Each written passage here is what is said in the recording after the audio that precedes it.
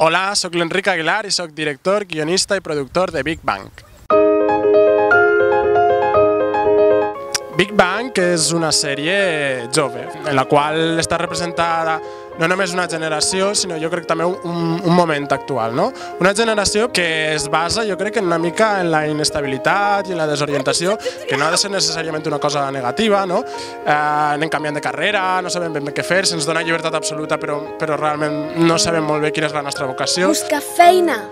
Perquè en la nostra edat els nostres pares ja estaven casats i gairebé amb fills i nosaltres encara estem canviant de parella cada 2 per 3. He conegut l'home de la meva vida. I a més, també és un reflex molt clar del moment de crisi que vivim, no? Perquè tenim un personatge que té 35 anys i encara viu amb i dels pares. Mama, tinc gana! O un personatge que està absolutament explotat a la seva feina. Un becari de merda en una ràdio local que només cobreix reunions de veïns. Gravar sense pressupost ha sigut un repte enorme. És realment molt difícil quadrar els horaris entre un equip de 15 persones. De fet, hi havia mesos sencers que no podien trobar el moment per rodar.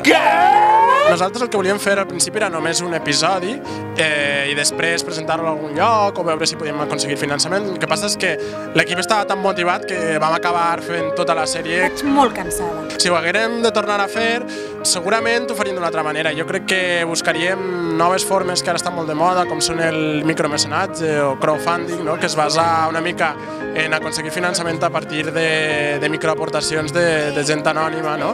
I que és una cosa que està funcionant molt bé per a projectes així joves, innovadors i de baix pressupost com el nostre.